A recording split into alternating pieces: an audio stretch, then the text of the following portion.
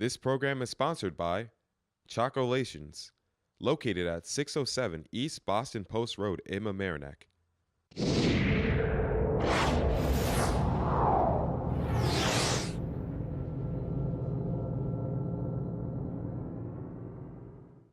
Tonight on The Local Live, Brewers Hardware will close this summer.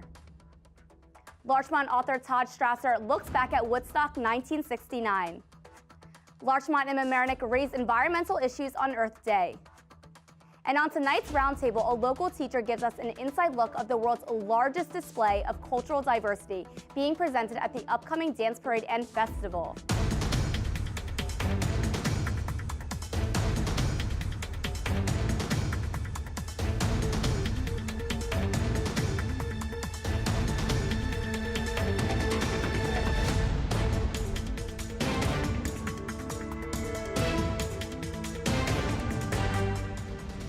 Good evening, it's Thursday, May 2nd. I'm Stephanie Yang, and welcome to The Local Live.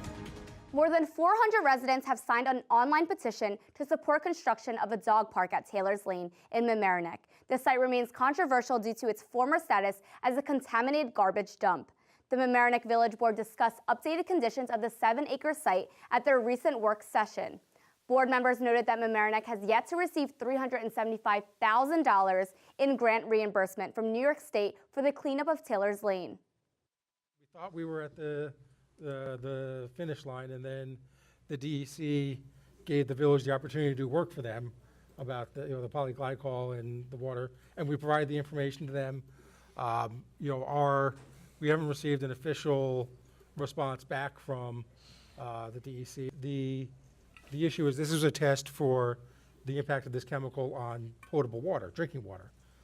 There's no drinking water out there. So we felt that the DEC was going to say, there's not much you have to do here because it's not drinking water. Not the case.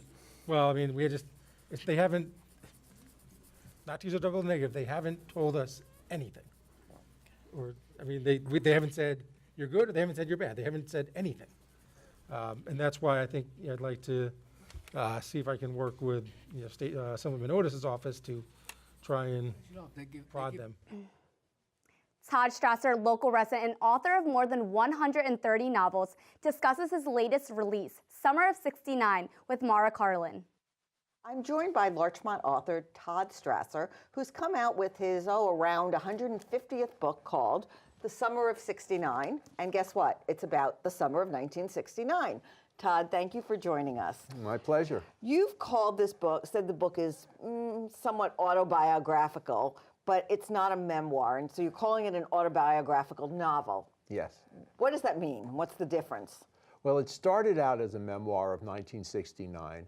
And I was working on it, but stories have to have more than just a memoir segment. They have to feel like there's a message, something you're trying to get across. And I realized that some of the issues I wanted to deal with were things that happened in 1968. So I decided to combine 1968 and 1969. So it was really no longer an autobiography. It was now in the realm of fiction. And so that's why I decided to call it a fictional autobiography.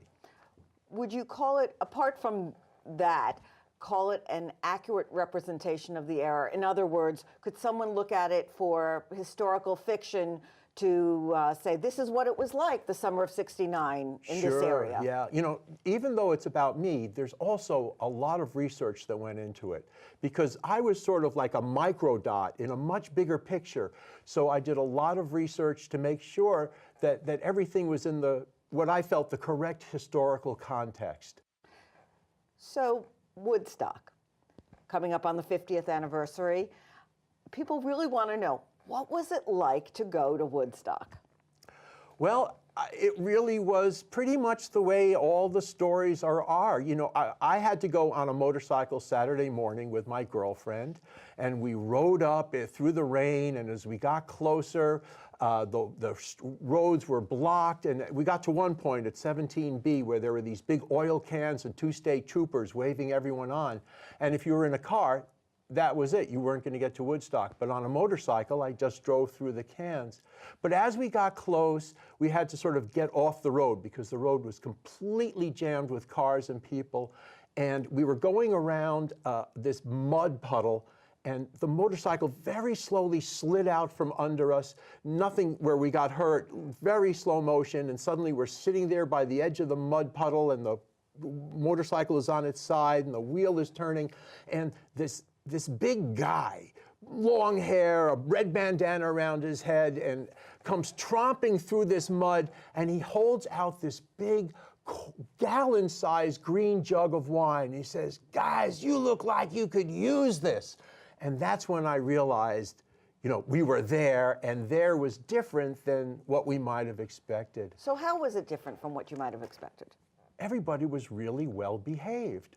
And I'm not just saying this from my own point of view. I mean, the state commandant of the police force said so too. People were polite, they were nice, they shared everything. I know, believe it or not, we're out of time, but you are going to be speaking or reading from your book at the Larchmont Library. Why don't you tell us about that? Well, it's going to be a presentation, not just a reading. I'm going to talk a lot about the times, just as we've talked today. I'm going to talk about how the book was created, and I am going to do some readings. But I'm going to have PowerPoint, so it'll be really interesting. So when is this? This will be May 19th at 4 p.m. Legal edibles will be served at 3:30. The Larchmont Public Library. Yes. Thank you for joining us, Todd Strasser, and I guess buy the book, don't steal it. All right. Westchester County terminated its deal with Standard Amusement to manage Playland Park, effective this May 28th. County Executive George Latimer said the move is to protect county taxpayers. He charged Standard with wasting money and not delivering on-promise investments in the public park. In April, the county announced a new Playland mascot in an attempt to attract younger park goers. Playland's season begins Saturday, May 11th. Brewers Hardware is closing after 140 years in Mamaroneck, and Mayor Tom Murphy, along with other customers, weigh in. Brewers Hardware store in Mamaroneck has been open since the late 1800s. The staff confirmed on Wednesday it will officially be closing for business. We spoke with Mayor Tom Murphy to see what the hardware store means to him and the community. I'm disappointed. Brewers has been here for 140 years. It's a mainstay of Mamaroneck. It serves both the boating community and the homeowner community. Brewers Hardware store, located on 161 East Boston Post Road, is shutting down their shop. The local business has been a staple in the community since 1879, selling traditional hardware items. Brewers is conveniently located by Harbor Island Park for boaters and residents. I interviewed Mayor Tom Murphy to see his thoughts on the store closing. I can't tell you how many times that I've run in here to get something I needed to do a job at home. And not only could you get the part because it was very well stocked, but you could also get advice because they had a lot of people who were very knowledgeable about different areas of home improvement. Mayor Tom Murphy continues to say he's concerned for the Brewers staff and them going out of business. What does Brewers Hardware store mean to you? It's a mainstay of the maritime community because they did a lot of business for our boaters, and that's important to the harbor, that a person who has a boat down in the harbor can just pop up here and get something he needs. Neighbors in the community expressed how they felt about the surprising news. Brewers is closing down after being open for so many years in the community. What are your thoughts about it? It's heartbreaking because I, from around here, originally New Rochelle, and I worked in the boat yards in the summer, and we always used to come shop at Brewers. It was an institution and an important asset to the community. There is no official statement yet on why the store is deciding to close, but reports say the tentative last date is July 3rd. Reporting for The Local Live, I'm Stephanie Yang. And on tonight's roundtable, Mike Wish speaks with Valerie Fight, a Rhinebeck teacher who organized 10,000 dancers to march in the upcoming 13th Annual Dance Parade and Festival in New York City.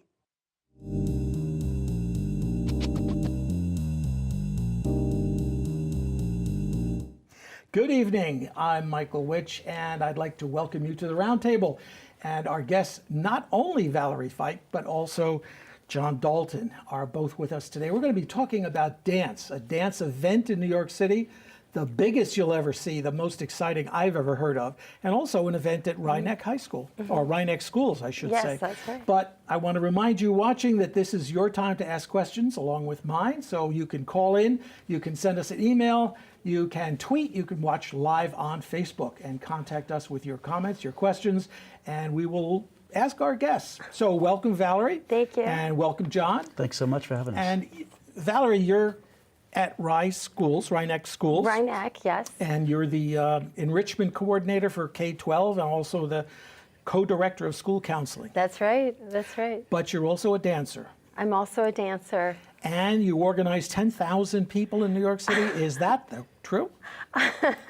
I'm one of many people who are involved in the Dance Parade organization, and I play the role of board chair.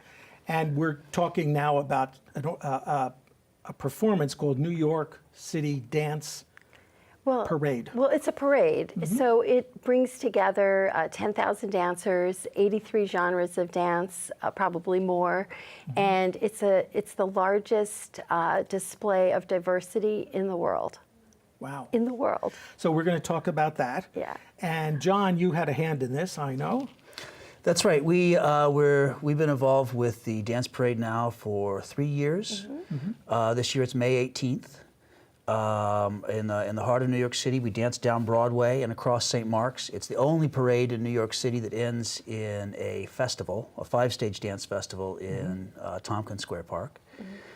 And last year, we partnered with LMC TV and filmed a traditional Chinese dancer as she prepared for the parade.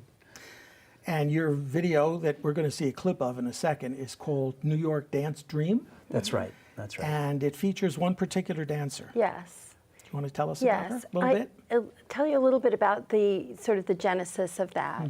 The Dance Parade is actually based in a cultural equity and kind of an embracing and unity of cultures. And so how we got to Wanru Lin was through a performance at the F.E. Bellows Elementary School, where we have a dance parade program. And we were really lucky because the New York Chinese Cultural Center, which is a fantastic organization, sent us this wonderful group of dancers. And I was sitting with the 400 kids were watching this wonderful performance. And I was so struck by this beauty of this wonderful girl. And I just couldn't wait to get her into a studio and see completely what she had to do. And John was right there. And he was on board, and we decided to explore what it would be like to make a show looking at the life of an immigrant. And you had some help from LMC. We had lots of help. You can give a shout out to Dina. Yeah, we can definitely. Dina's amazing. The whole staff here, but Dina really embraced the project, and what she did for us, lending us equipment and making comments and just guiding us very gently through this process has been great.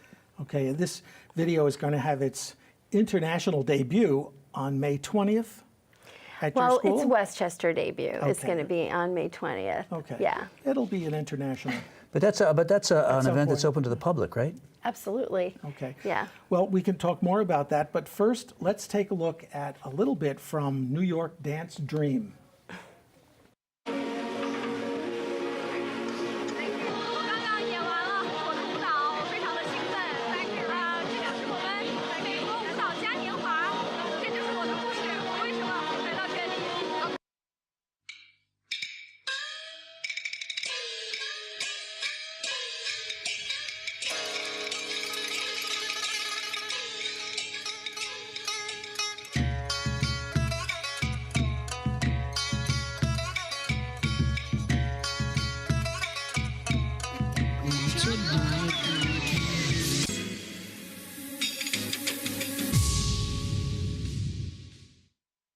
Welcome back to the roundtable. That was just a little bit of a video that was produced by our guests, Valerie Feit and John Dalton. Well, that looks exciting, and it's going to have its Westchester debut, you said, on May 20th. Right. At Rhinebeck, and this is a celebration? This is a really deep conversation in some ways about community and collaboration and the way people connect. And, when we met Wanru Lin at the Bellows School in the performance, John had already become deeply involved in the Chinese community. So maybe you can, speak to that. Yeah, that's right. So, you know, you mentioned, I think not a lot of people in the community know that Valerie is a professional dancer, and really, you know, from her teenage years, danced with the Alvin Ailey group and the Elliott Fell group. So she really knows dance. When she called me and told me just about everything that's going on at Rhineck, she really knew that that there was an absolute treasure there in Wanru. And we worked really closely with her. We started filming. We found some of the leaders of the dance community in New York City, both from the Chinese dance community, from the city council. Councilman Rafael Espinal is in the show. Hip hop leaders, Latin dance leaders. We really, it really all came together beautifully, working with the Chinese community and with the Rhineck community. And really a lot of things have come out of that with the school. And she'll be at the showing She should be, yeah. on the 20th. She will. Yeah. And is the public able, can you accommodate Yes. the public? Well, you know, to the degree that the auditorium can accommodate people. But, you know, I just want to go back a little bit, you know, like on this idea of following, you know, Wanru. Sure.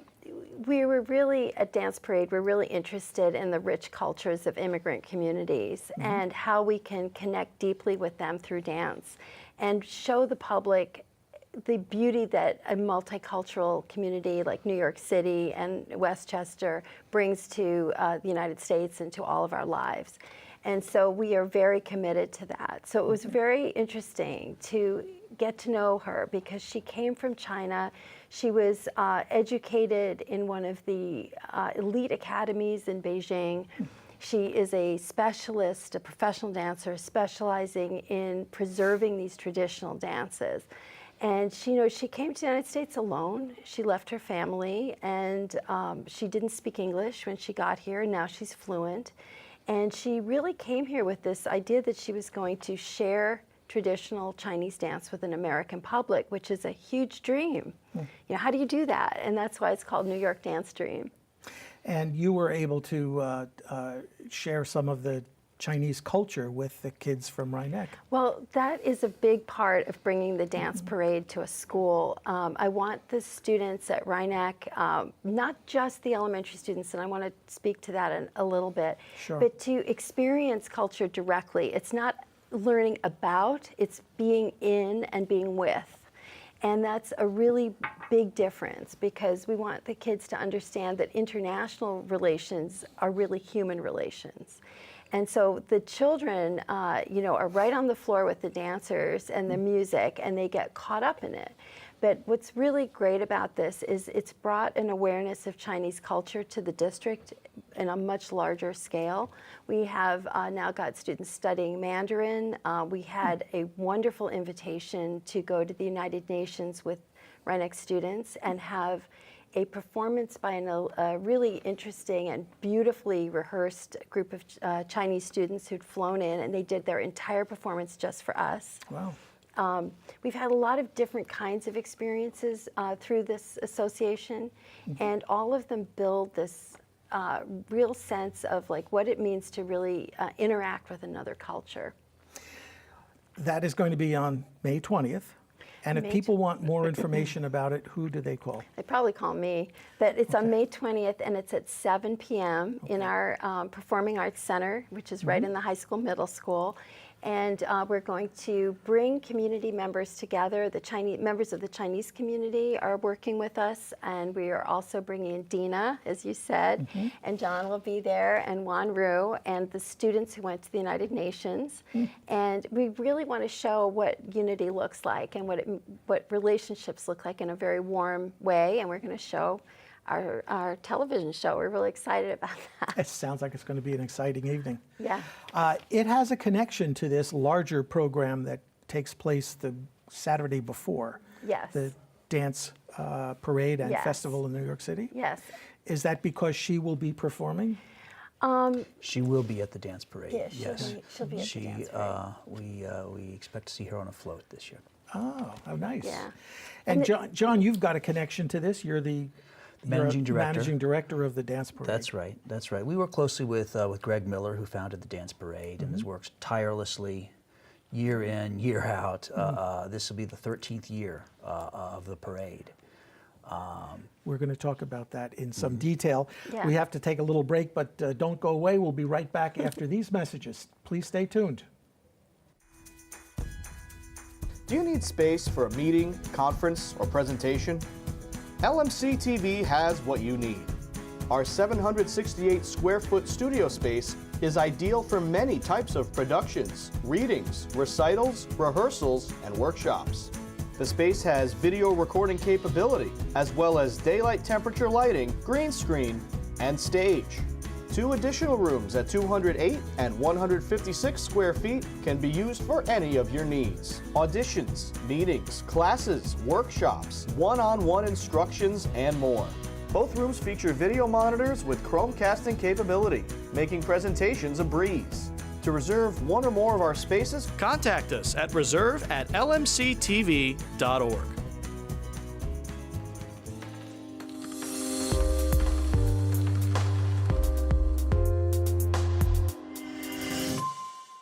For over 35 years, LMC TV has been your community connection. Community events, studio and equipment access, classes, municipal and school board meetings, sports, news, and so much more. But the world is changing, and our community is changing with it. We encourage you to take action, join us, and create the space you want and deserve. We're listening. Are you watching? This is your opportunity to get what you want. Visit lmctv.org today and fill out our online survey and help us continue to build community through media.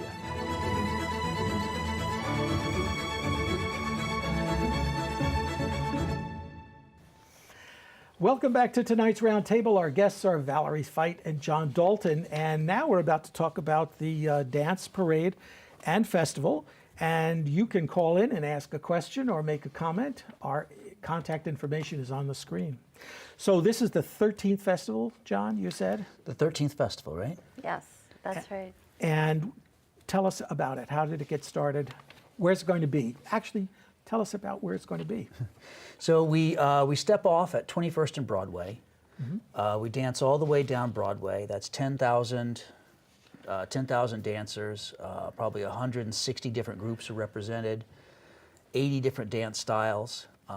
89, did you say? We're up. We're up. Yeah. It's bigger than ever more. this year. Then we turn east. We go 8th Street, then across St. Mark's. The grandstand is at Astor Place. That's the best place to see the parade. And then we end in Tompkins Square Park for a festival, a free 5-stage dance festival, teaching stages, social dancing stages, and of course the main stage. Do these happen simultaneously or one after the other? It's all No, it's going all on just, at once. it's an amazing scene because as the parade empties into the park, the dancers who've been in the parade and are in their costumes are wandering around. And so the whole thing is so colorful and so happy. And one of the things I really love about the Tompkins Square Park piece are the street dancers, because you see some street dancers when you go to New York, but maybe you haven't seen hoopers.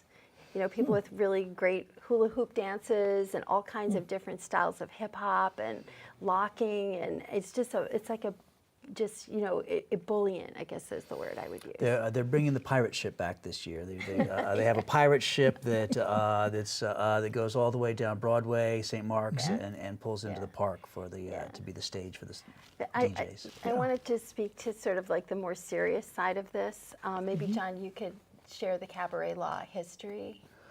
Sort of the genesis of this is a lot deeper. This was, there's a website too that we should, if it's not on the screen, it's danceparade.org. And that there's a history of the parade on there, and there are also some frequently asked questions that you can get your information about where and when and how and why There's from still that time to site. sign up and dance. You could actually, Wait a minute, you could dance? Effie Bellows students are in the parade. Really? The kids, Again? It's Wow. the third time, third year, that, and you could be too if you wanted to. You can sign up on the website. You haven't seen me dance. Well, actually, Everybody I did. dances. I did do a Everybody dance one time. We had somebody as a guest, and he got me to get up and boogie a little bit on camera. Okay. Only because it was live, I had to do it. Well, it's, you know, it's fun, but the parade is available if people want to participate. You can sign up. Wow. But the kids are in it, and it's really fun to see. There are lots of kids in it, you know, from all over the place. But it's really a good experience for them to witness cultures getting along and sharing such a fun event. Why is dance so appropriate vehicle to, I guess, learn about cultures and celebrate cultures? We may not speak very much Chinese, but when you watch Wanru dance, you absolutely understand exactly what she's dancing about. She, the piece that's at the finale of the show, her main stage performance, which went on to win several prizes, the Tao Li contest in Boston. It's inspired by, it's a Mongolian dance, and it's inspired by the mountains there. And when she dances it, you can really see in the movement that there's a homesickness and a longing for a reconnection that's not occurring anytime soon. It's really very poignant. And will she be performing? Well, she this dance? she will be performing on the float. Oh. And she has her student Cindy will be performing on the main stage this year. Now, you're the board chair of this organization, and John, you're the managing director. Tell us a little bit about the organization. You alluded to before cabaret law that was the inspiration. I shouldn't say it was a reaction to the cabaret law. Well, you know, Greg Miller is the founder of Dance Parade, and I really have to credit him. We're newcomers, relatively speaking. He's been there for the full 13 years. He founded the parade. And he did it in response to the cabaret laws, which were enacted in 1926 to prevent people from Harlem from coming down to dance in clubs in the downtown area, which, as you might imagine, has a racist basis to it. And the restaurants in New York City, and I think people might have seen this up until about a year ago when we had the laws repealed, there were signs saying no dancing. And he was really, I think, offended, and we all should be, by that. And it was high time for that cabaret law to be repealed. And so Greg and a group of people in New York City, mainly from the Dance Parade or Dance Parade Friends, worked for 12 years to get those laws repealed, and they were repealed about a year and a half ago. In September, a year ago, last September. And that, you know, really brought the issue of cultural equity to the fore. And we were really proud of the fact that we, as dancers, challenged this really derisive law. And as a result of that, we've been able to really turn our attention more fully to immigrant communities and giving support to those communities. We did our job with the cabaret law, and now we're really, you know, exploring these media, I guess you could say media products, if you will, like making our television show to really expand the reach of the Dance Parade. So that's the connection between the video that you did with LMC and the Dance Parade. That's right. Yeah, if I can say this, you know, John, when I had John, you know, sort of involved with Wanru Lin and taping her in New York City, he looked at me and he said to me, "You know, we're making this show in Mandarin."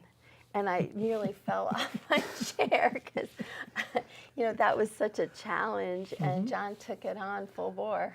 Well, it's a bilingual television show. There are subtitles, so everyone that comes will be able to enjoy the entire thing. But this really, you know, we worked very closely with the Chinese community, and this is about the Chinese community, and we wanted to share it with the Chinese community. And what better way than to really acknowledge the importance of language in that community? It really proved to be very challenging, but also very rewarding. Okay, we're going to come back and talk more about this. And we have another clip we're going to show. But first, we have a couple messages from LMC TV, so stay tuned. We'll be right back. LMC TV Media Center is the spot for your next party. Lights, camera, liftoff. The possibilities are endless. Space adventures, video gaming, whatever they imagine, LMC can achieve. Kids of all ages have fun making their own videos in our professional TV studio. LMC TV is the perfect spot for your creative kid to celebrate with friends and make a memory that will last forever in video. Party themes can range depending on their desire. Fun news shows, music videos, stop motion, overall silliness, our cameras can capture it all. Contact us to book a party today.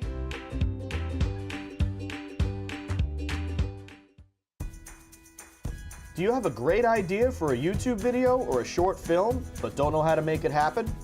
LMC TV has what you need. Our equipment cage is stocked with professional quality cameras, tripods, lighting, sound, cabling, and more. Our 768 square foot studio features a full lighting grid, wraparound green screen, teleprompter, TriCaster, and high definition cameras. To reserve equipment, contact us at reserve@lmctv.org.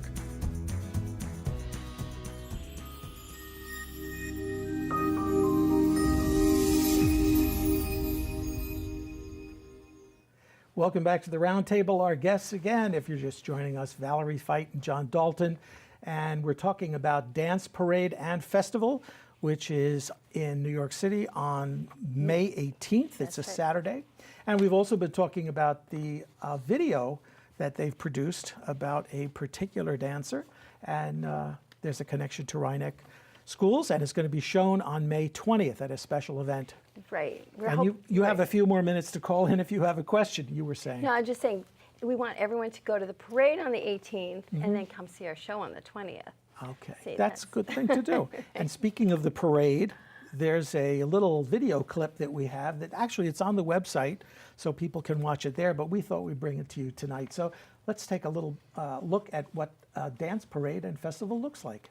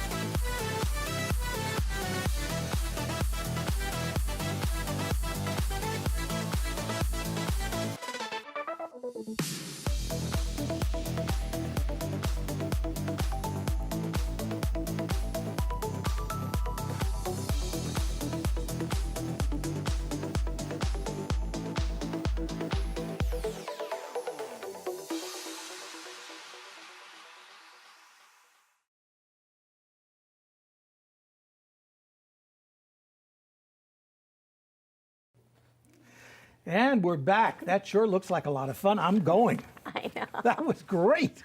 Thank you. So that's May 18th. That's on a Saturday. Yes. And it's in New York City. And the time it starts again? I'm glad you brought that up. It starts at 1 and it goes to 3:30, but then the festival continues after. All right. And the best place to see it? The best place to see it's got to be the grandstand at Astor Place. Okay. Let's go back to Rhinebeck Schools and talk a little about the dance program that you have there. Well, the dance program is really cool. It's a performance program, so kids can come in. All of the entire elementary school sees the performance, and they're usually interactive, so they're a little bit more like lecture demonstrations. So the kids are often asked to get up, they dance. We don't only have Chinese, we've had Mexican dancers, we've had Indian dancers, so we try to, and right now we've got a program running, and we've got a wonderful group of capoeira dancers from Brazil. And the kids are learning that. So there's a lot of interaction, and then after the performances, we run 10 weeks of dance classes, which are free and during the school day, and children can really try these different cultural dances, and in 10 weeks you can get pretty far. And you said that the dance program with the Chinese dancer led to classes being offered? It was really fun. There were 10 weeks of classes, and they learned the ribbon dance. And it was interesting because not only was the dance fun because of the ribbons, but it was also taught in the style that Chinese children would learn in. And so it's a lot of repetition. And at first the children were curious because it wasn't a traditional class that they would normally expect. It was, you know, very serious, and it was, you know, this is how you do this, and it was explained. And the teacher was one of the premier dancers in China and is now a premier dancer here. So beautiful, you know, beautiful, elegant man. And we had to explain to the children, you know, that part of cultural awareness is being taught in the same way that children in that country would be taught. And once they understood that, they were completely on board and really engaged, and it was beautiful. And the kids were able to come down to New York and be in the parade. See, the program's uniqueness isn't just the dance, it's the fact that it's connected to a major New York arts organization and a wonderful event. It's like the culmination of their work during the school year. Yeah. So the parents have to bring them. And the parents have to dance in the parade because they have to accompany the children. Where does the music come from that they dance to? Maybe you can explain the music. So the music comes from a variety of things. We have it's new this year. We have sound pods. So it's a completely new innovation after 12 years of, you know.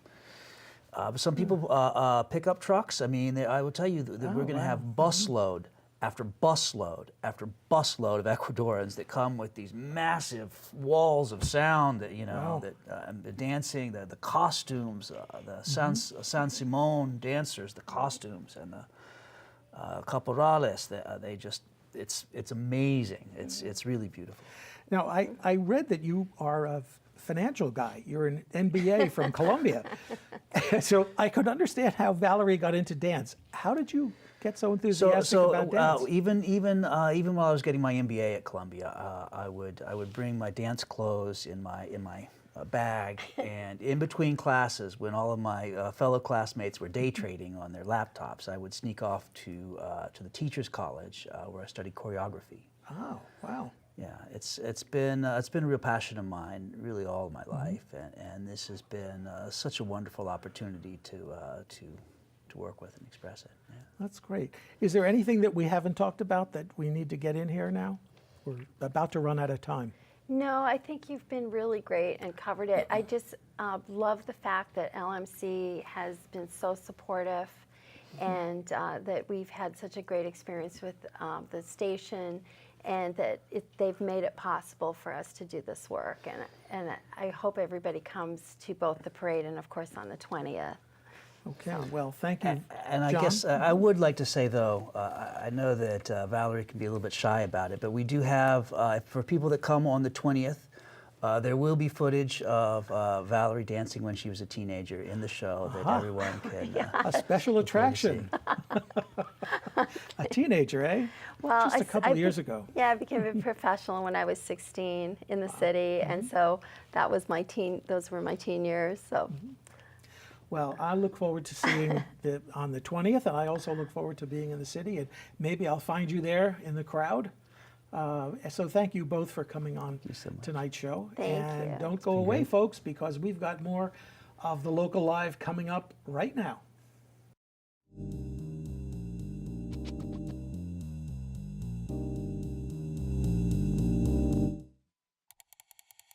The move comes 4 days after her blackface comment that provoked a firestorm.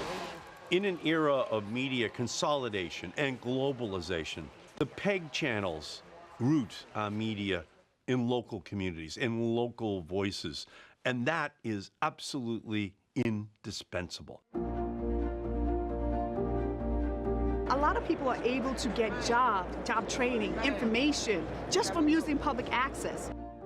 This is about the arts. This is about accessibility. This is about transparency. Great youth media programs giving people second chances and being able to learn new skills.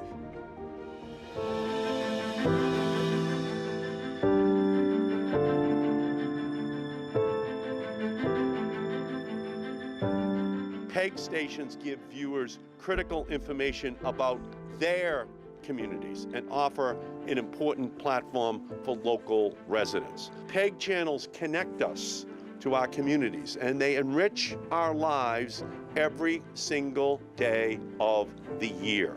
The FCC should work for communities, not powerful cable companies. This battle is a lot like the fight for net neutrality. Net neutrality is really about every voice, no matter how small, being heard. The same is true here with the PEG channels. The main threat facing media centers nationwide is that the FCC, the Federal Communications Commission, is going to redefine how we receive our funding. It will impact the people who we're trying to serve. They're actually paying for us in their cable bill. And now all of a sudden the cable operator is taking their money, then deducting it from us. They cannot be in a position where they basically force the shuttering of PEG channels all across our country. We need Congress to tell the FCC that they're out of bounds. It's pretty clear to me that the FCC is an agency that does the public's will begrudgingly, and it fits and starts. We're talking about supporting causes, charities, education, youth, seniors, democracy. This is not a left issue. This is not a right issue. This is an everybody issue.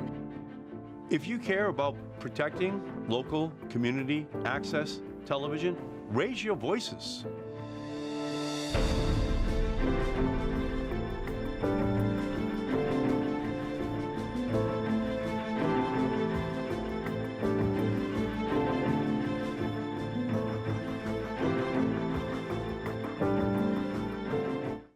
Harbor Island Park's spring cleanup and a lecture on how to raise monarch butterflies are in the spotlight as two events celebrating Earth Day.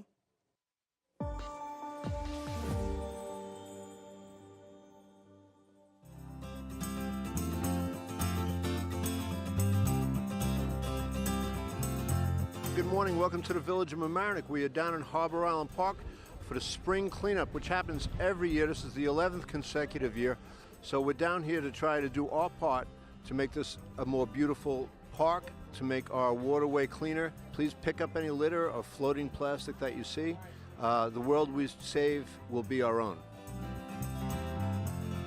Here with our Civic Engagement Youth Leadership Program, the Creative Inspirational Leaders. They are a group of young people that have worked really, really hard all year to do some research on how we're impacting the environment, to show up today and do a freeze mob to show that this is a serious problem and it does start with us. And we thank Con Edison for their support to do this. I like Earth Day and cleaning up the environment because, you know, global warming's bad and it's just gonna get worse if we don't do anything. We came here, we live nearby, and we want to do our part to help the community and make the harbor's beautiful, and we want to just clean up the trash and make it nice for everybody to enjoy the park.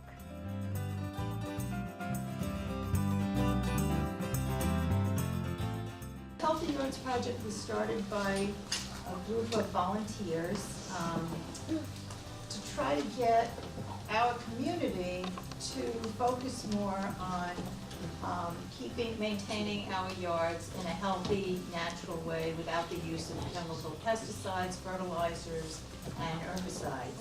About the importance of these pollinators in attracting birds to our backyard and how valuable they are to our trees and our flowers and vegetables. And how important it is to have a healthy yard to maintain that. You really don't want to have beautiful flowers, have butterflies come and then kill them because you spray pesticides all over the place.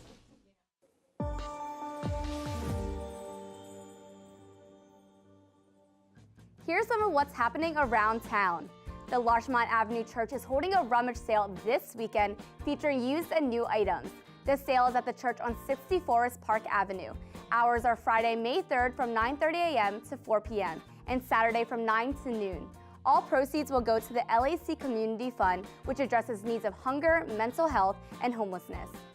Once upon a time at a media center not too far away, Talking Technophobia and Film returned.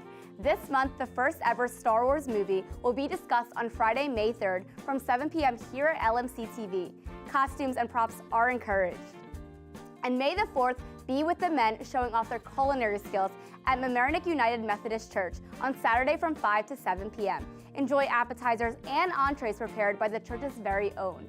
This fundraiser is for the Southeast Consortium and the Larchmont Friends of the Family. Take a house tour hosted by the Larchmont Historical Society on Sunday, May 5th, starting at 1 p.m. Visit the beautiful homes along Magnolia Avenue. The day ends with a round of mint juleps at Larchmont Yacht Club. Note that tickets will be sold online and on Saturday and Sunday at Houlihan Lawrence and Sotheby's Reality in Larchmont. LMC Cast. The whole system is fine. All right, cool.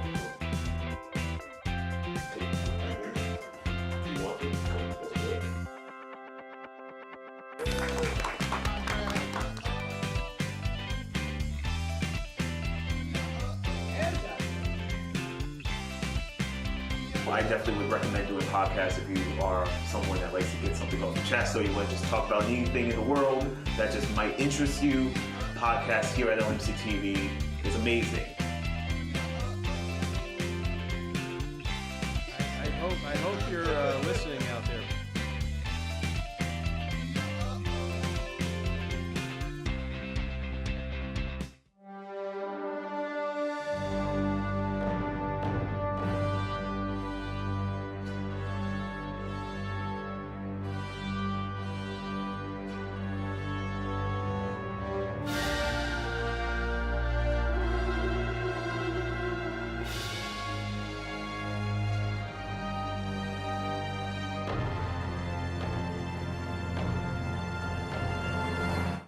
The 5K run and Little Bunny Hop had Larchmont moving. Maral Kathwari brings us the best moments and the winners.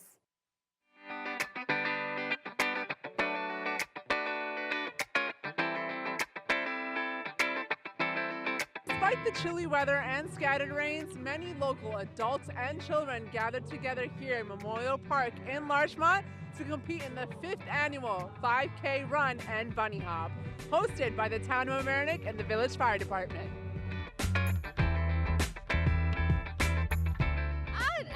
I run a lot, so it's fun to kind of run for a local race with a lot of your friends and a lot of the kids and stuff. So I enjoy it. I think race day is fun, especially in your hometown.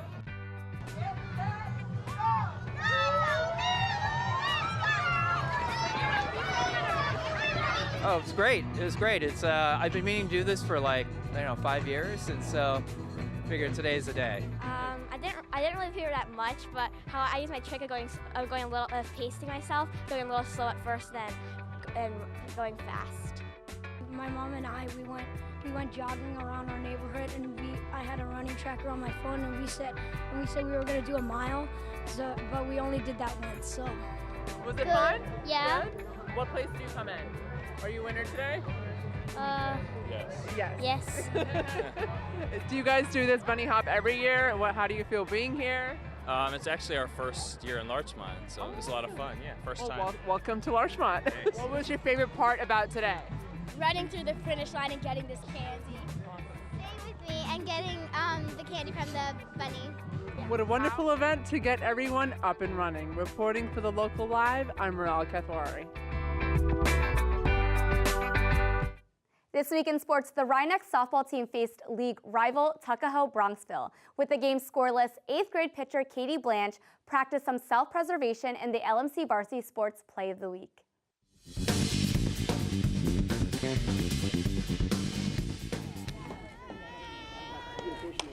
Ooh, that is a great catch there by Blanche. Wow. Wow. Rob is saying that's a Play of the Week nominee. We put the glove up perfectly. It was good timing.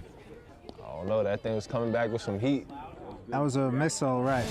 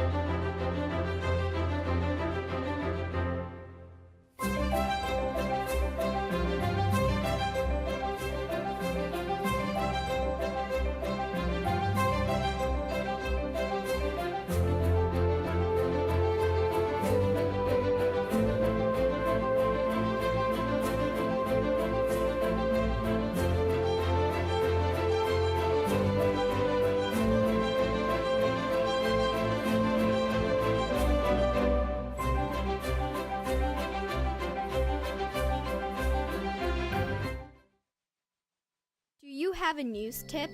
Seen anything interesting around town? Is there breaking news in your community? Send your videos, comments, pictures, and tips to the Local Live, your news source of Larchmont and Mamaroneck. Remember, if you missed Thursday's live broadcast, you can catch replays of the Local Live twice a day on this channel and find story clips on our YouTube channel. Also, be sure to follow us on Facebook to stay up to date on things you may have missed. LMC TV has launched an online community survey. Please take a few minutes to tell us what you want from your local media center. You are the community. This is about you. One more thing, we would like to wish a farewell to Sebastian Hall, our Assistant News Director. Thank you for going above and beyond and for the laughs. Best of luck. You will go far. See you soon. I will miss you so much. Thank you for watching The Local Live. I'm Stephanie Yang. We'll see you next week, same time, same place. Please stay tuned as the nominees for LMC TV Award Night 2019 will be revealed right after the show. Have a good night.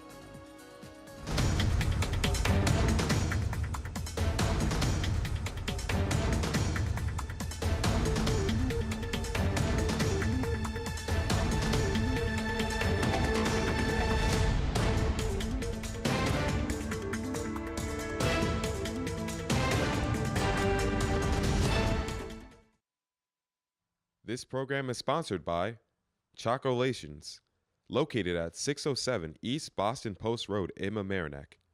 If you are interested in sponsoring this or other programs on LMC TV, contact us for more information.